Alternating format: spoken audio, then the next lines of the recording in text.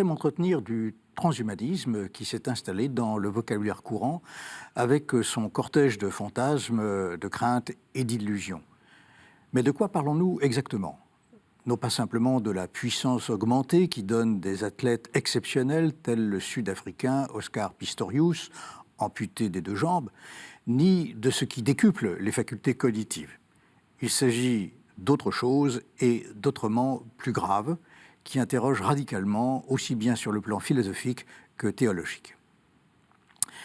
La déclaration transhumaniste, rédigée notamment par le Suédois qui enseigne à Oxford, Nick Bostrom, cofondateur en 1998 de l'association transhumaniste mondiale, désormais appelée Humanity, est sans équivoque. Je cite: « L'étude des répercussions, des promesses et des dangers potentiels des techniques nous permettront de surpasser des contraintes inhérentes à la nature humaine. » De même, Max More, qui lui enseigne en Californie, qui est spécialiste des technologies émergentes, admet que le transhumanisme a bien pour objet de nous guider vers une condition post-humaine. Tel est le point. Non plus un système d'intelligence exécutant, mais un système auto-innovant en mesure d'assurer des fonctions originales et complexifiées dans des processus dont la vitesse dépasse désormais la puissance de l'intelligence humaine la plus développée. En dépit des rhétoriques enchanteresses qui accompagnent son projet, le transhumanisme laisse donc filtrer une prétention inquiétante qui est de nature non pas seulement technique, mais métaphysique. Il s'agit en effet de donner à l'homme les moyens de s'affranchir de ses limites, en premier lieu de la mort. Un affranchissement en ultime écho au fantasme des tout premiers matins humains, l'immortalité. Tout est dit. L'éternité biotechnique, voilà la nouvelle idole.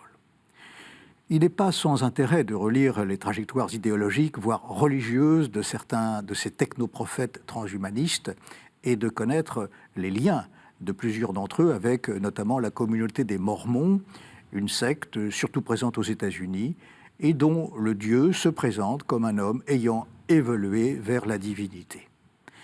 Plus encore, le fait que le vocable transhumanisme ait été forgé par Julian Huxley, biologiste, le frère aîné du célèbre Aldous Huxley.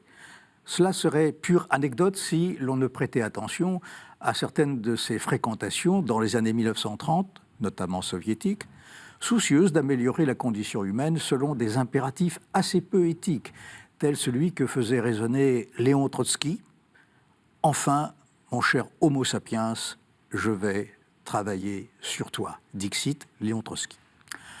On a appris les convictions eugénistes de Julian Huxley, à l'instar des savants britanniques qu'il fréquentait alors. Si l'on doit mentionner ces données troublantes qui renvoient aux heures sombres de notre histoire récente, c'est afin de connecter l'histoire du transhumanisme et la tentation de domination psychosociale. Le ressort séducteur du projet transhumaniste est qu'il se donne l'allure d'une trajectoire de continuité inscrite dans le destin même de l'humanité, donc la tournure d'un nouvel humanisme. Il n'hésite pas, pour en nourrir l'illusion, à surinterpréter jusqu'au contresens les plus flagrants les grands penseurs historiques, qu'il s'agisse de Darwin et son principe d'évolution, de Bergson et l'élan vital, ou encore de Socrate et ses vénérables propos sur l'immortalité. Le transhumanisme s'enquiert non moins d'étés disponibles dans les sagesses et les religions orientales telles le bouddhisme. Contrairement à ce qui s'en est dit, le mythe grec de Prométhée, lequel, selon la légende, distribua aux êtres humains le feu et les techniques, ce mythe n'est guère pertinent pour qualifier la nouveauté du phénomène, car nous avons affaire, en l'espèce, à une acception aventurière de l'humain, un humain sans attache vis-à-vis de l'espèce humaine. En reléguant l'expérience structurante de la finitude, il dessine un horizon en totale discontinuité avec les réalités anthropologiques fondamentales, mais aussi en rupture avec l'identité biblique de l'humain, indissolublement esprit, âme et corps.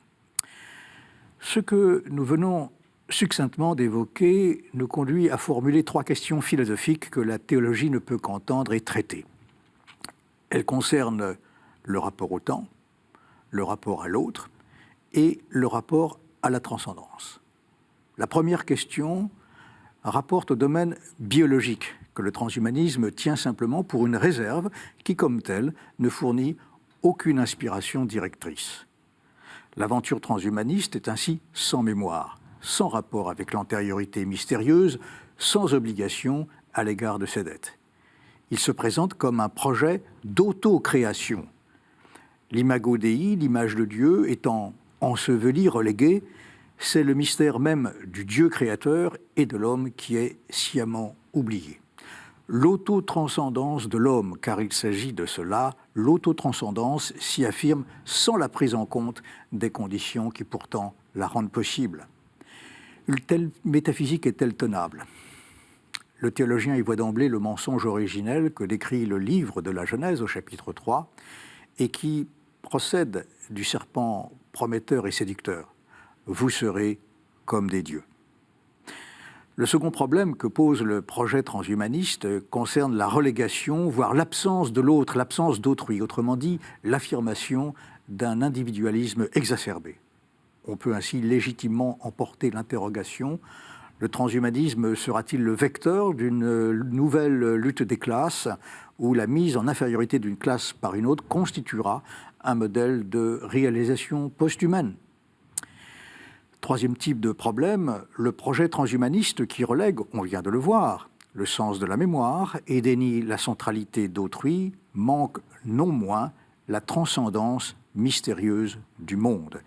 Il peut être lu comme une version résiduelle de la volonté de puissance, c'est-à-dire une structure qui inscrit tout être dans une volonté intracosmique anonyme. Le monde, la nature sont censés ne plus rien savoir nous dire, donc passons à autre chose par métamorphose. Rien à voir ici avec la résurrection qui fonde la foi des chrétiens et qui assume au contraire et pleinement la beauté de l'homme créé. Quel est donc le devenir de la beauté sur l'horizon transhumaniste ? Il semblerait plutôt nous éloigner de l'écho biblique qui délivre le critère de la création inachevée, critère à savoir « et Dieu vit ». Que cela était bon.